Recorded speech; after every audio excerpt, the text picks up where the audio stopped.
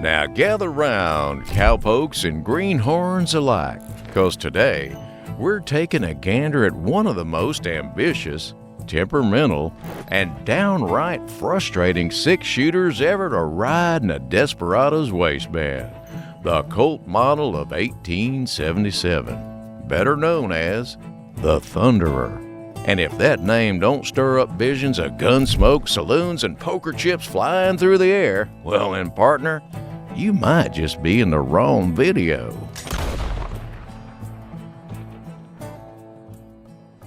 First off, let's clear something up. The Colt M1877 didn't come with just one fancy nickname. Oh no, she came in 3 flavors: Lightning, Thunderer, and the all-forgotten little brother, the Rainmaker. Sounds like a dang weather report, don't it? Now, the Lightning was chambered in 38 long Colt. The Thunderer, a bit meatier, rocking 41 long Colt. And the Rainmaker, well, he tried real hard in 32 caliber, but didn't exactly set the plains on fire.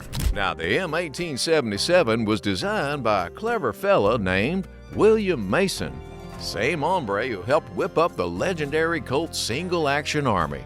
Yes, sir, that's the Peacemaker, a six-shooter so iconic it's practically part of the American flag.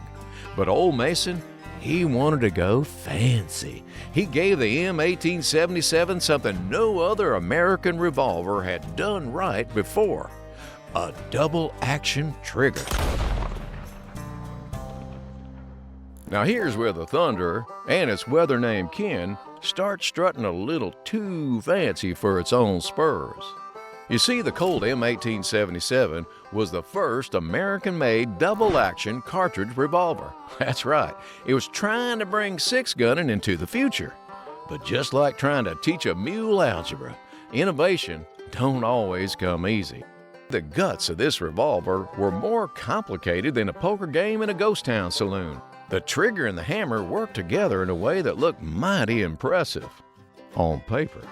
But in practice, it was about as reliable as a rain dance in the Mojave. It was packed full of tiny teeny springs and delicate little levers, all working in tight harmony. But if just one of those little parts broke or slipped out of line, partner, that Thunderer stopped thundering real quick. And don't go thinking you can fix it out on the trail like you might with a Peacemaker. No, sir. The M1877 was not a revolver you could nurse back to life with a stick, some spit, and a screwdriver. Even seasoned gunsmiths looked inside one and said, nope.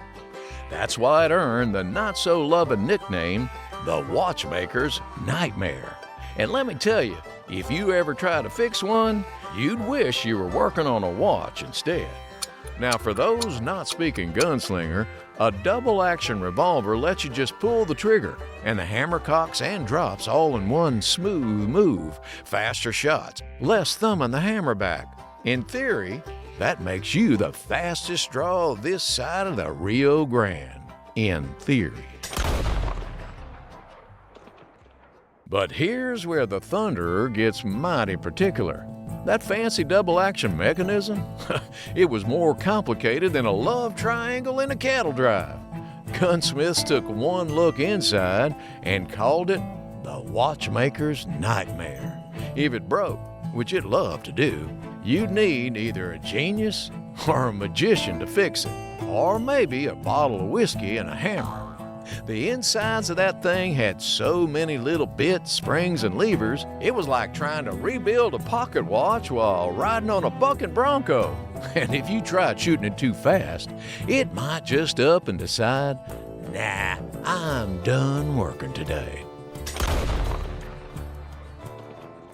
Pros? The Thunderer looked darn good. Nickel-plated, blue steel, case-hardened frame.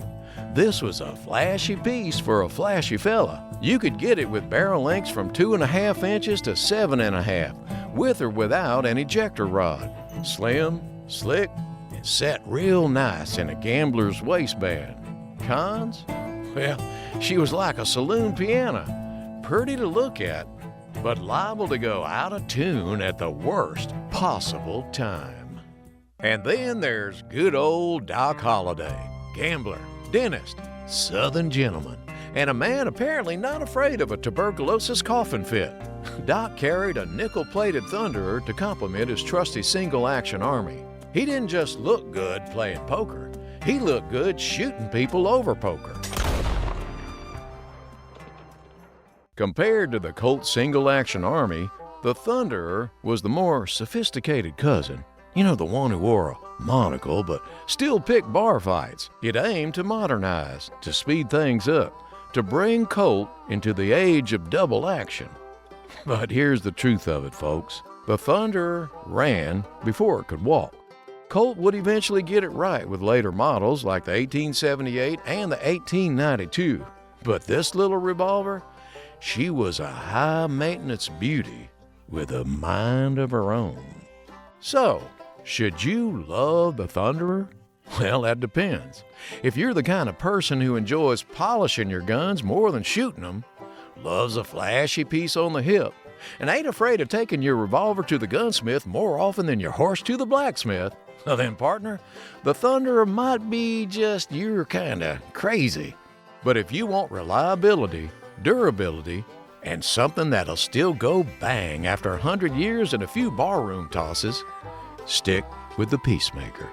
Still, despite all her quirks, the Colt M1877 holds a place in the dusty annals of history. She was the first double-action revolver made in the good old US of A. And she was carried by legends. That counts for something, right? So next time you see a Thunderer sitting pretty in a display case, tip your hat. That little lady tried to drag the Old West into the future, even if she tripped over her own spurs doing it. Y'all come back now, you hear?